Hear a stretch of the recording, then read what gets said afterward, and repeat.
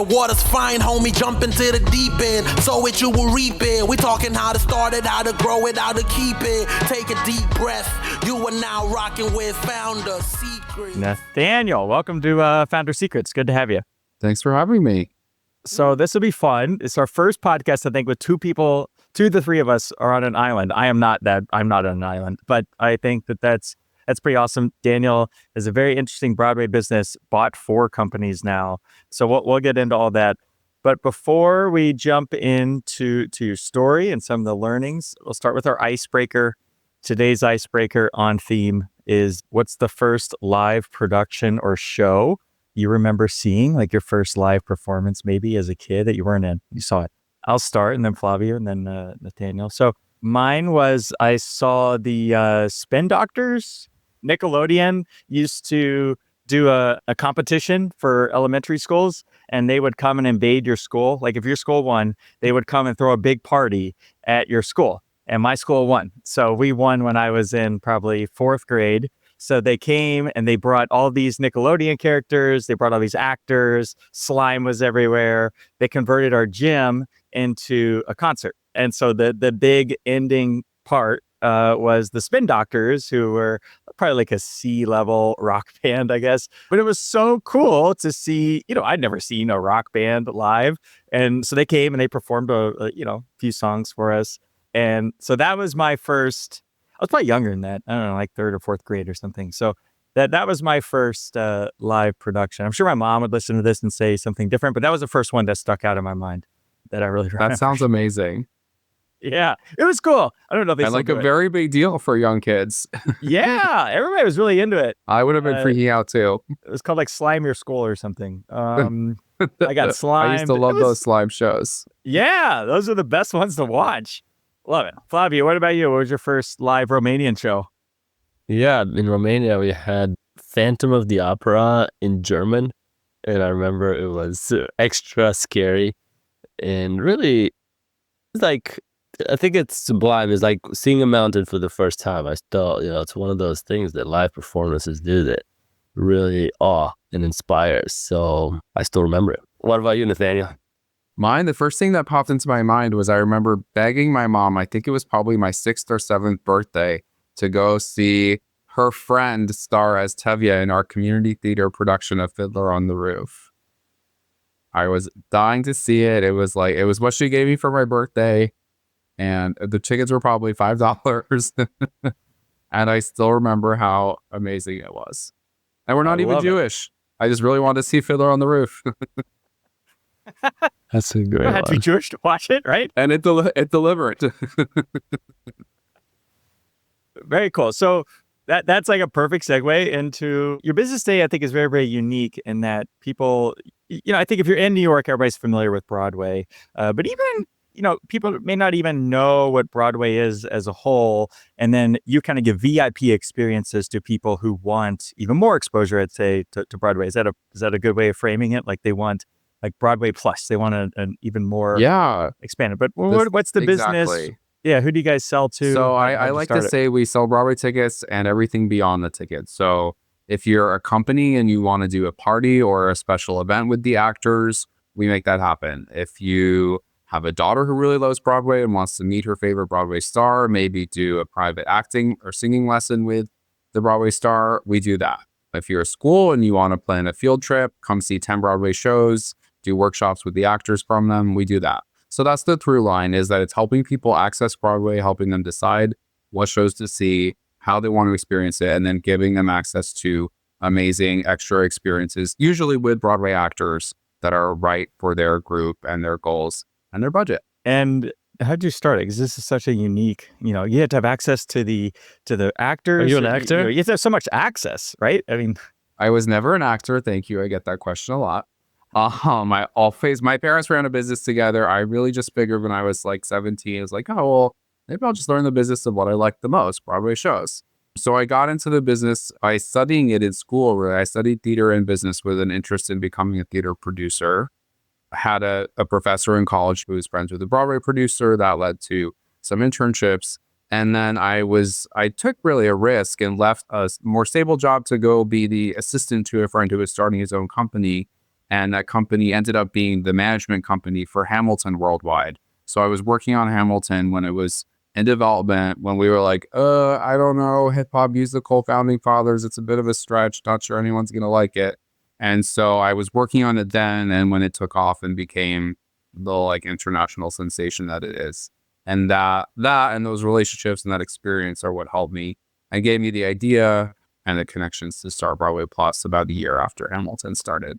9 years ago this month. How did that give you the idea? Were people asking you, hey, can you get us Sure. access to the Hamilton people? Yeah, Is so that in my management job, like sort of low-level management job, business management, so writing contracts, paying bills, just basic business management stuff, it would sort of come to me, all these requests for extra special things would come to me. You know, Bank of New York Mellon is descended from the bank that Hamilton started. They want to do a special event. And the show just wasn't really set up to do these things. Everything was difficult. They would say no to almost everything because it's so hard to open and run a Broadway show already. And you're already sort of understaffed, underpaid, behind schedule. It's so difficult that they just say no to all these extra things. And so the idea was really for me to create a company to be a third party in the middle whose job was to say yes and then make it really easy for both parties to get what they want. And that's exactly what we do. So how did you make it easy? They're still understaffed and behind deadline and busy, Because right? we do the work.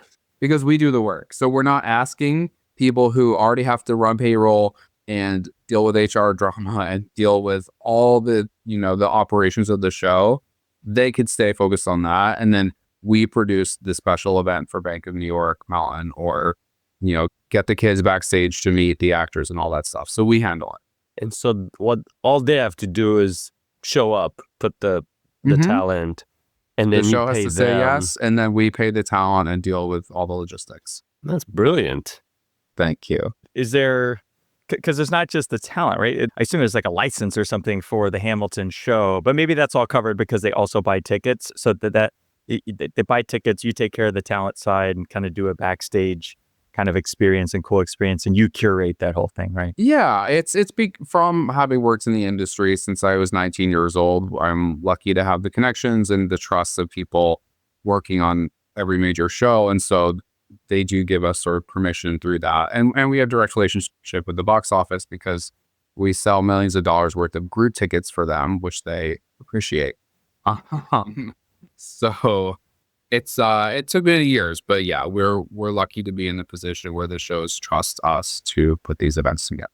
And how do the corporate people find you? How do you find the customers? Are they, the bank one made sense, but how do you get customers today? We go to every major corporate event planner conference in the US and a few around the world. I've even done some in Spanish in Latin America.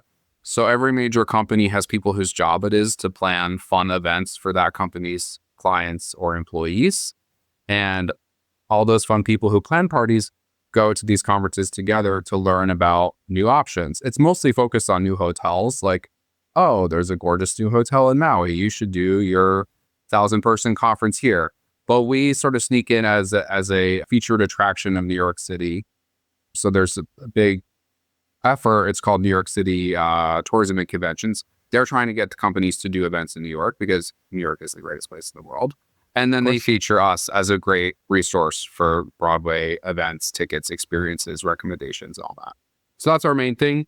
And then we basically just do Google ads and make sure our website is really fresh and has great videos. And we do have 500,000 followers on Instagram. It's kind of a separate audience, but that's another marketing project we have. And what's kind of like the average price? Like if I wanted to bring a company of, 20, I'm sure it's all over the place, but if somebody wants to bring 20 people or 30 people or 40 people, like what kind of ranges can they expect? Because they want a cool backstage experience. They kind of want, what kind of price ranges are they looking at? Well, I can't bring hundreds of people backstage, but usually for tickets and some kind of like private Q&A party with the cast, it would start around $300 or $400 a person for both experiences. Seems pretty reasonable for, because they get to see the show too. Yep. It's not just the backstage. So they see the show, they go backstage. You actually did an event. You did a kind of Q&A afterwards at a show, for those of us in EO. Was that for Shocked? Yeah, for yeah, good Shucked? memory. It was with Shucked. Yeah, we saw the show and then had a Q&A with my friend Mike Bossner, the producer of the show. Which was super cool. Like just getting the access Thanks. and hearing them talk about it. And I recently moved to Southern California, and just yesterday we were talking to somebody, one of our neighbors here.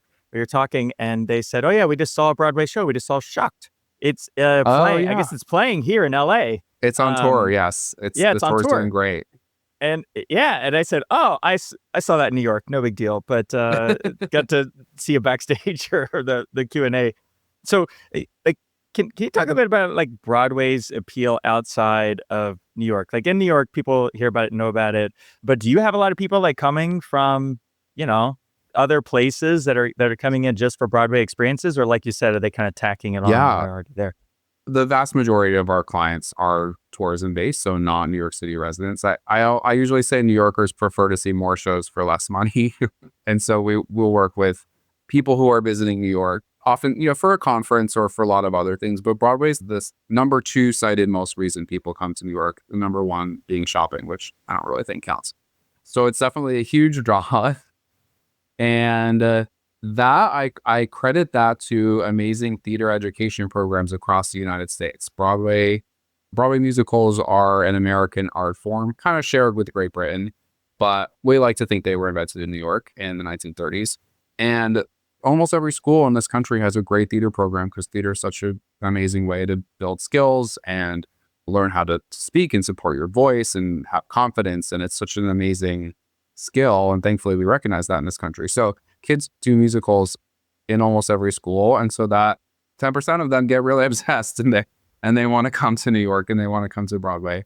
And there's, more people, of course, know about it and we'll include it in their itinerary. So I think that's why it's such a huge draw for New York. And just to define it a little, I think people usually find this interesting. There's 42 theaters, all in the Midtown Theater District in New York City, all over 500 seats that are members of the Broadway League. And to be a Broadway show, technically you have to play in one of those 42 theaters that are in the neighborhood and in the Broadway League.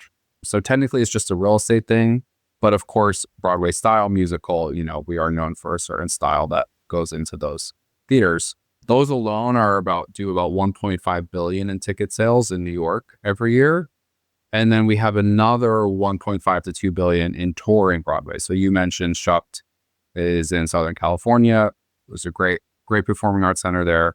There's another 100 Broadway touring theaters around the country, probably closer to 200, I think it is, of varying sizes. And so that's the other half of the industry that's really important for us. And most people see their first Broadway show in a touring house, and that makes them even more excited to come to New York and see the originals in that theater district. Because the business of a show, I'm wondering, because we've heard of the famous ones, and I'm sure they're pretty good businesses, I would guess. But for the smaller ones, and you've produced one, I've always had some instinct gut feeling that they're losing money. Is that true, or is it? That is true. 80% of them do not profit money. Do not return we call it recouping. 80% do not recoup the money put into them. The other 20% do. And then you get the 3 to 5%, like a Wicked, a Hamilton, that are going to return your money 50 times in 10 years, something like that. So why does anyone invest in shows? Is it because they're hoping to get one of those 3 or 4%, or is it mostly almost like a nonprofit or like supporting the arts sort of gesture by wealthier families? It should be both. It's kind of like VC, like it's very high risk, high reward. So you should love it. You have to be able to afford to lose it. We call it accreditation. It's an SEC term. So you have to tell the government that you're rich, basically, to invest in a Broadway show. You don't have to prove it, but you have to tell them. And so you should do it because you love the art form. You love the show specifically. You think the show might be in that 5%, or at least the 20% that will give you your money back. And yeah, those are the reasons. Have you heard the Freakonomics? Freakonomics recently did a series. Of course, my Broadway. friend Jeffrey Seller was interviewed on it. That's who I was working for. He produced Hamilton. Oh, that was a great series. And yeah, he did a great job with it. They talked a lot about like La Jolla Playhouse out here.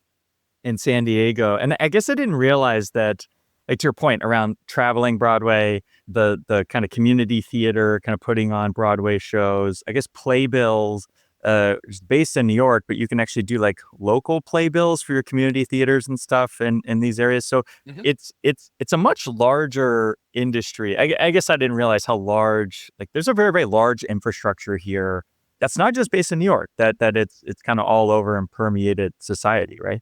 Yeah, there's regional theaters like La Jolla Playhouse. They can be for-profit or nonprofit. They might do Les Mis or a better-known show and a brand new show that's in development, like that episode was about. Touring Broadway, community theaters, school theaters. It's an incredible tradition in this country and in the UK and around the world. That's cool. So let's shift gears a little bit. You're in the live events business, and then COVID happens, which if I was just thinking about you during COVID, I would think, oh my God, that would destroy your business.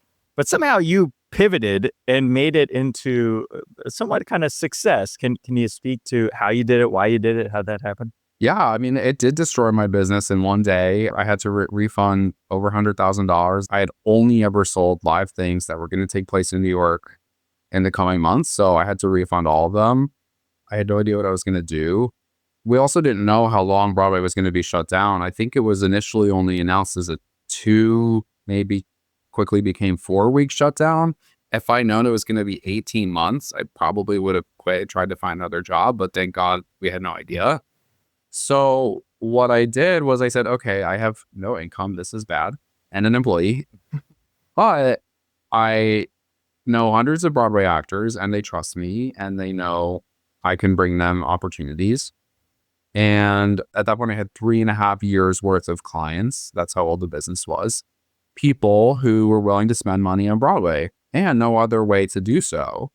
Now stuck at home with their kids, with kind of nothing to do. So I basically just started email blasting those clients saying, hey, please pay us to meet with these Broadway actors and help them out by doing so over Zoom, or book a lesson for your kid or a Q&A for your group turned into a virtual concert for your company.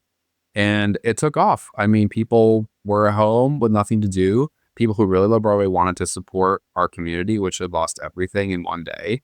And we started making sales really for the first week we tried, obviously only a few $1,000s that week, but it grew every single week. And then by the end of the pandemic, I'd gone from 1 to 16 employees, and we paid out $3 million to Broadway actors for all sorts of different Zoom-based virtual events. And yeah, it was a crazy year, but thankfully it worked out. And critically, we realized that those corporate event planners had to cancel millions of dollars worth of live events, conferences, parties, and they were looking for virtual alternatives. So we built the Hamilton virtual concert experience where the group would get together on Zoom with 2 actors. The actors would perform songs and answer any question and talk about like, what is it like to be a Broadway actor? And that was a great product for us. It's great. So, and we still do it just now, mostly live, but occasionally we still do it virtually. So to do that, I think takes like a lot of grit. And how did you go from being scared? I would have been scared. My whole business goes from a business to nothing overnight. Had to refund everybody. Where'd that come from? I had one employee and she encouraged me. She was like, no, we can do this. It's no problem. I'll start emailing people, and I'll forever be grateful to her for that. I then had other friends that I knew got furloughed from their Broadway business jobs, and they were smart, and I had always wanted to hire them. And so I pitched them up quickly and just sort of on like a trial basis. Okay, you want to try to sell this? Let's see what you can do. And so I was surrounded by really great people. We were motivated by us being we were the one, people kept telling us, you're the one company in the position to try to help thousands of Broadway actors out of work. And it just started selling. There's nothing as encouraging as running credit cards. Then also, how did you pivot back, right? Because when things reopened, you had to basically The pivot back kill that. was challenging. It was challenging because there was a year in the middle where everyone was sick of Zoom and didn't want to do that, but they were also too worried about really doing large scale live events. The year was 2022. It was a bad one. So it was hard, but we downsized a little, we stuck it out, and we just focused on taking all the relationships we made, especially in the corporate space, and continuing to grow those. So that was sort of the first year we started going to all those conferences that I mentioned. And we just really tried to remind people that now they can use us to book their group tickets and to, collaborate on their trip to New York.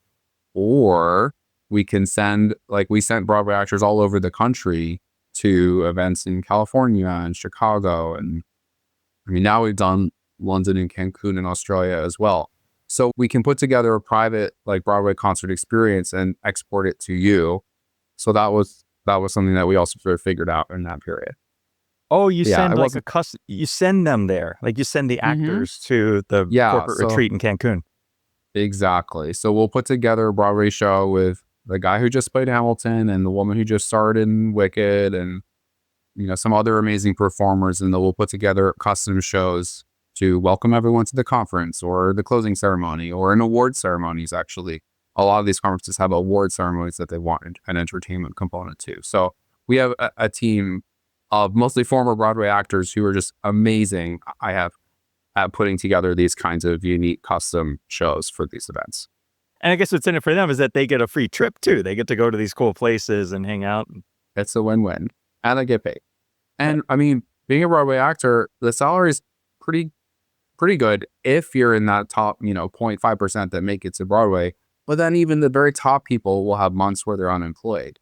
So we give them opportunities and ways to make money in those down months. Because they don't get traditional salaries, right? Or they get paid by the week, or it's a funny kind of pay. They get paid by the week is exactly right. And it's just jobs can come and go so fast. Shows can pay you $10,000 and then announce closing, and 2 weeks later you're out of work.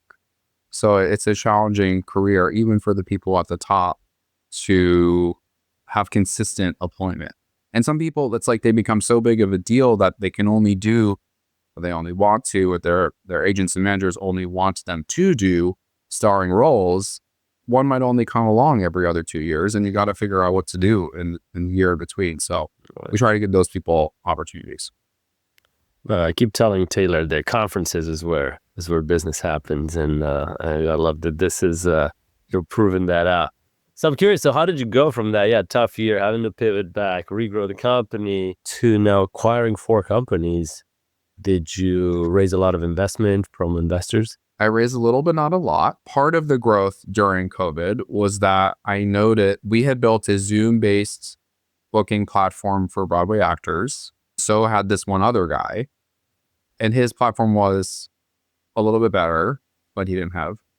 We were direct like a BA. And I literally DM'd him on Instagram saying, "Do you want to talk?"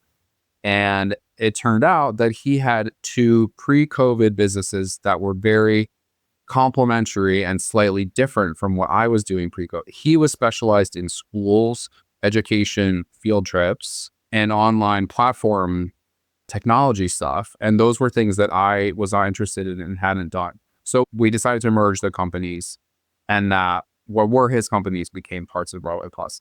And then with the others, I decided to, within the last year, we acquired 2 competitors, specifically in the group sales ticketing space.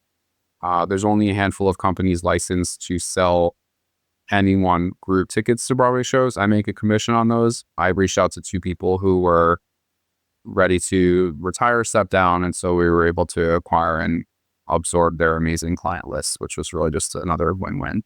That's amazing. Wait, so were those cash or equity? Are they still now equity holders in your company? They're all a little different and complicated, but too complicated. Right. No worries. Yeah, but congratulations. That's a really hard thing to do, especially for, I guess there was no process. So you were able to, how do you take a conversation from somebody? I'm actually trying to do this right now, and the person is not even answering any of my emails. So I'm wondering, how do you, well, this guy's probably started this company in the 80s or something. So I don't think he's on Instagram. I don't think he's on email either, actually. So that's the problem. How did you get these people from, or maybe they already knew of you? I'm lucky that Broadway is a very small business and we're all kind of connected. And even with competition. We have to like travel each other and go see new shows that might be coming up.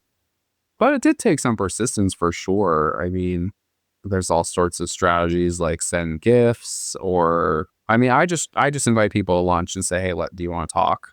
And take it from there. Because, you know, I don't know. You might hate him when you get to know him. And it is kind of like marrying someone. It's a lot to earn their trust and trust them. And at the end of the day, you know, lawyers think they can do it all and make it airtight. But I'm like, you really just have to have a lot of faith in this. But I guess I'm good at taking risks. So speaking of a different type of risk, you're a producer, like a lead producer on one show, right? And then kind of a regular I do producer? some of both. Yes. Yep. I honestly don't know the difference. Co-producing, it's called. Yeah. Can you explain, like, what is producing a show mean? What like the lead, like what are the different levels? You're going to have no problem understanding it, because producing is just being an entrepreneur. So a producer of a show is the entrepreneur / CEO of the company, the LLC, that becomes the show. So you have to find a show to produce, a product, if you will, which usually takes a lot of years and relationships with authors, people who write shows. And then you have to raise the money to produce it from investors. And then you put it all together and hire a lot of people to make it happen and run the show as a business. And then you are in charge of that business. A co-producer is, I'm like, on shows that I co-produce, I bring in money. So basically the lead producer gives co-producers the right to call themselves co-producers. And for that, there's like literally a price. You have to bring in $250,000 is often the minimum to be a co-producer on a Broadway show. And then I like to do shows where I can also play some other kind of help. So I'm a co-producer on an off-Broadway show called Ginger Twinsies right now, which is an amazing, unhinged parody of the Lindsay Lohan Parent Trap movie. It's amazing. It's like totally insane and really great. And I did that because I've known the lead producer for a long time. We went to the same college, and he was one of the very first people I ever met in the industry. Always loved him and been close with him. And because Broadway Plus is doing the group sales, we're doing the events, we're doing the VIP packages, and he and I felt like I could contribute in terms of the sales and marketing side of things as a co-producer. So mostly on Broadway co-producers, it's just you're bringing in a lot of money, and so you get to call yourself a producer for that. Does that make sense? So you lead produce the show, but that's like, as you explained, at another company. Why would you even do that when you already have 4 companies to run? Well, to be clear, I folded all the acquisitions into Broadway Plus. So thankfully, I only have one, and that's enough. Because producing is exciting in its own way. It's a way to have an artistic, creative impact on the industry, the art form, the world, if you're lucky. It's exciting. It's like a different side. It's even higher risk, I guess higher reward. It's exciting. And because I just love this show. I've worked on it for almost 10 years now. This show is called House of Cleopatra. I produced it off-Broadway. And then after COVID, we did the Edinburgh Fringe Festival.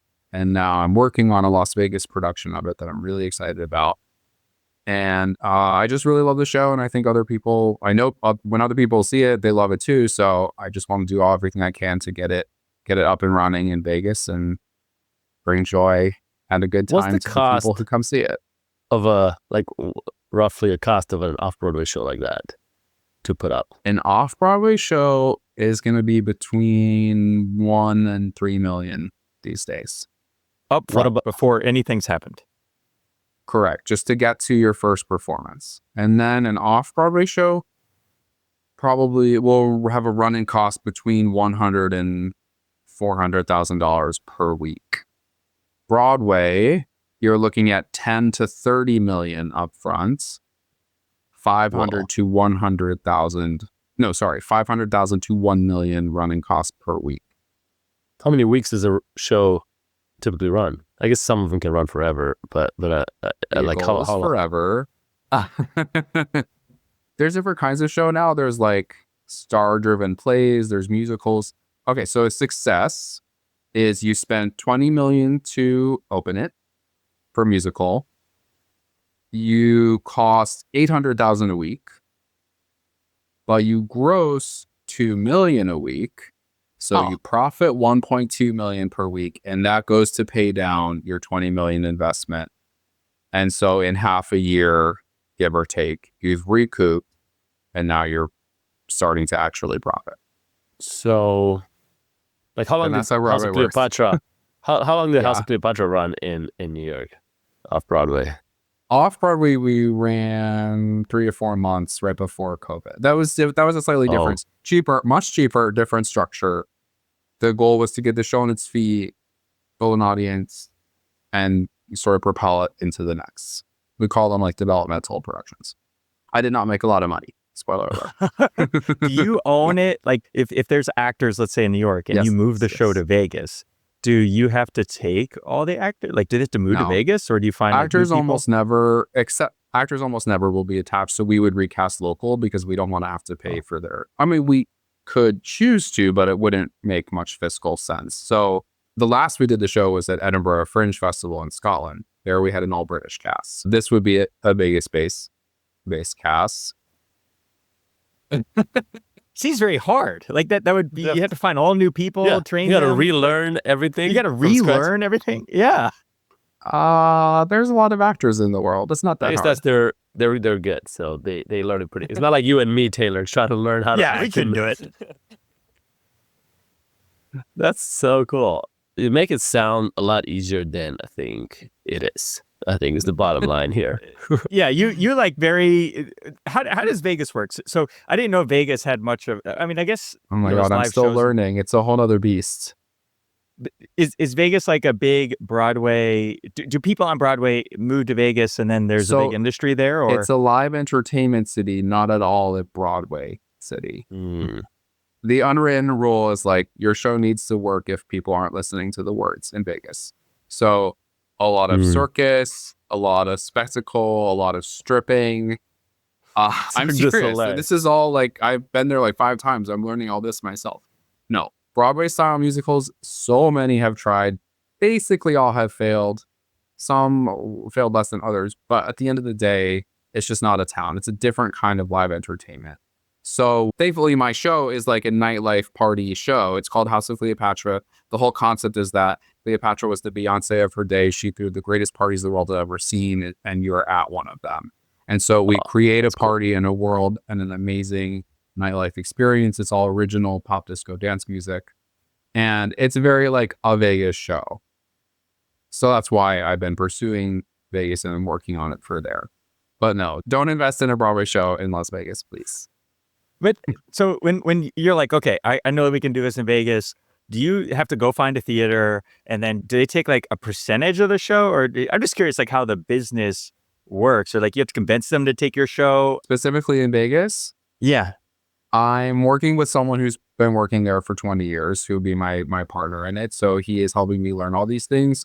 Vegas, kind of like Broadway in that a handful of companies own all the venues. Broadway has 3 major theater owners that together own almost all 42 of those theaters. Vegas has like MGM, Caesars, and then a few, big companies that are very focused on gambling there, but then they want entertainment to bring more people in the door and all that good stuff. So yeah, you have to convince one of the big casino hotels to let you do the show in their space. And then it's kind of a wild west. Sometimes they'll put up all the money. Sometimes they'll put up none of the money. And I would have to raise all the money. I'm aiming for somewhere in between. And then they'll either get a rent or a percentage of the ticket revenue. Or probably both, some combination thereof, like a minimum weekly guaranteed rent. And then if the show's doing well, they'd have a piece of the success. It's like And then- it's like that movie Casino with Robert De Niro, where you have to pay off the mob. It seems like to do a show in Vegas. I didn't say that, but But it's the same way on Broadway, right? Like you have to pay those 3 families Right. who own everything, A right? few families, exactly. And part What of is? the Aren't reason, they families? they're companies. yes, they certainly Oh, really? were. Now a little No, I less think true they were now, but- families. Part of the reason Broadway shows, I said they cost $500,000 to $1 million every week, is that you lose like $200,000 to $300,000 per week off the top in rent. Whoa. regardless of how the show goes. That's like a guaranteed. Regardless, even if you're selling 8 tickets a week, you're going to owe them $300,000 a week in rent. And then they can, I assume, kind of yank the show. They're like, okay, we think there's better opportunity, this other show. Yeah, and they're wow, this is very detailed. I love it. They'll have it's called a stop clause saying we can stop your show if your revenue falls below a certain benchmark.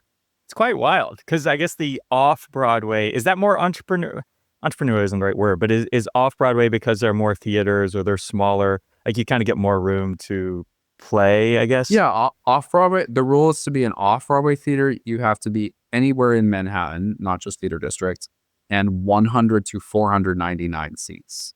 So there are more of them. There's a lot more nonprofit, like more experimental, avant-garde, creative work in the off-Broadway space because it is lower risk. And sometimes they have donors supporting the mission to create crazy, exciting theater as opposed to theater that can make money. Very cool. That could be a whole nother TED Talk, but yeah, I just love the business of it. But there's a great book called Stage Money by Patterson and Donahue that breaks it all down, and I make all my interns read it. So if you're interested in the Broadway business, Stage Money. Oh, the business of professional theater. Very good. Oh, that's cool. Oh, it has great reviews on Amazon. Well, because I guess I listened to the series from Freakonomics, and it seemed very entrepreneurial. It seemed to me It is that it's a business of big risk. You compared it to venture capital, and I was talking to somebody about whaling back in the day. You know what they used to do on Cape Cod and Nantucket, and these were very entrepreneurial, high rate. You know, back then you would die if you, right. There was risk of death there, but that kind of huge risk, high reward was like a big deal, and then that idea kind of permeates into venture capital and into Broadway. But back to what your actual business is, what's most surprising, or of course people probably want to see Hamilton or whatnot, but if somebody's listening to this and they have a startup or they, maybe they have 20 employees, they have 50 employees, not a ton of people, what's like something surprising to them that if they did a behind the scenes kind of tour that would really maybe blow their employees away or would be really interesting or engaging for those employees? I always like to pair an actor with someone who works on the business side of the show or backstage in the show, because then you get two really different perspectives. So we could, we do a lot of events where they see the show and then immediately after they do like a Q&A with a few actors from the show and then also people who work on the other side. And a lot of people are interested in the business like we've been talking about. For every person on a Broadway stage, there's at least 10 people supporting the show in other ways. Literally backstage or in offices. These are complex businesses with a lot of different departments and marketing. There's just an incredible amount of things going on. So it's great and it's exciting for us to find something relevant. So if the client is banking, we might find someone more on the finance side. If the client is an ad agency, we'll find someone who does advertising specifically for Broadway shows. There's so much to talk about in terms of like social media and content creation. So I like to do an event like that that's actually tailored for the company and, maybe if they have a theme of the conference that they want to talk about. Theater is a very, very collaborative art form. You have a lot of different people doing super different jobs and they have to all show up and do them together. So it's just really like there's a lot to talk about in terms of getting a show up and making it exciting and making it run as a business. So we like to try to apply that to whoever we're working with. I love it. And as we kind of wrap, part of the reason I really like this is that you took an interest of yours, right? You were interested probably in the art form of theater. I'm just going to kind of guess. You were really into it as a younger person. Exactly. But then you learned the business side, right? Like had you just stayed art form, you had a very different career trajectory. And I think there's a real lesson in that you can take something you love, theater in your case, and then build the business around it. But that doesn't necessarily mean that you're an actor, right? It can mean that you're doing some of these, you're doing sales or putting on special shows. And I think there's a real lesson in that because you've taken something you love and made a great business. Yeah, I also realized in hindsight, like my parents really value travel and we traveled a lot when I was a kid. And so in hindsight, I realized that my business ends up working a lot in the travel industry and providing unique, amazing experiences to people who are traveling in relation to Broadway my favorite art form. And so that was kind of like a cool thing to realize later. It's like, oh, I grew up valuing experiences and these kinds of things. So we'll kind of wrap with a hack here. So this can be a product. It could be a way to save on ticket fees. It could be, whatever it is that can be useful for the audience. I'll go first here. I'm actually going to repeat this because Flavia didn't hear it. I've been using this new workout app. I've been looking for a new workout app. And I was using Future. I don't know. They were all just what happened to the okay. one you were using with a trainer and whatnot? Yeah, that was one. So I used that for 3 years. Future, it was like, okay. But it started to feel like, couldn't AI do this? Like, why am I paying? It's $199 a month. It's kind of a lot for what it is. And, it's not like the trainer's working out with you. Like, it's really just an app and I chat with somebody. And I loved the guy. He was great. But I'm like, then this could be an AI chatbot. Like, it doesn't need to be, it's not a live thing. So I was looking for something new. And I found this app called Ladder. It's joinladder.com. I really like it. And a few things I like about it. One, really, really good Apple Watch integration. So outstanding. But the other thing is that you join a team. And this sounds so gimmicky. It's so silly. But you join a team and then there's a trainer on that team. So I joined Team Vitality. And then there's this trainer, Brian. So you get to see his workouts. But what's cool is that there are like 1,000 other people on my team. So while you're working out, you can see who else is working out. And then you can double tap on their icon. And then it gives them like a cheers. This sounds so stupid. But while you're working out, these little cheers thing fall down. It's so gamified, but it falls down your screen because somebody else is cheering you on while you're working out. And that gimmick, which is really a gimmick, works so well. Like I worked out last night and I just saw like several cheers coming down. And it's like, oh, Sarah cheered you. And you're like, oh, cool. Thanks, Sarah. And you could cheer other people. So then you finish and it does it live, like while they're working out. That one feature, I think, could be applied to other things. And then the app itself, has great workouts and great integration. And it's just a very, very well done technical app. They thought through the experience. So that's my hack. If someone's looking for a new workout app, it's also very reasonably priced. It's $179 for the year. So it's like $18 a month or whatever that is. Brian's on their website. I think he's an AI. He might be an AI. But wait, so he instead looks of like, working he's out, like perfectly sculpted. Do you have to take time from your app from working out to oh, cheer this person, cheer, what I mean? How much time do you have while you're working out to cheer other people on? No, you cheer after. So those people cheering you are not also working out. Like they just finished their workout. So after I finish working out, I cheer on other people. The app is good. Like I've tried several of them and I'm going to check it out. Yeah, it's good. What about you, Flavia? Do you know about Higgs field? I've been meaning to mention this a few episodes ago. But Higgs field AI. What's Higgs field? Higgs field AI is this way of making video with AI that is quite better than what's been out there before, in that you can control the camera angle. You can it can be your own face and avatar, and then add voice to it, and so you can control some of the details, the images in it a little more. Because right now with a lot of AI, you get this video that's like that's like 20% of what I want. That's not. Whereas with this, you can probably get more like 80 to 90% of what I want in terms of like an AI video of me or of somebody else doing specific things or showing specific things in the video. So it's getting I'd say it's probably one of the best that I've seen in terms of making video with AI. We do it for a company or for like a quick kind of preview demo for somebody to tweak it to mention their name or company in the sales video. I think people use it a lot for that, to make every video look like I took the time to mention their name and company and thing that it's actually automated. That's cool. All right, I'm gonna check this out. Nathaniel, what about you? Since you asked, the best way to get tickets with low fees, we don't really have no fees, but low fees, is that you have to be on any show's official website. So you don't want to be on Broadway.com/Hamilton or anything else in the URL. You don't want any junk in the URL. So you want HamiltonMusical.com or HamiltonOnBroadway.com. Any show is going to follow that format for their official website.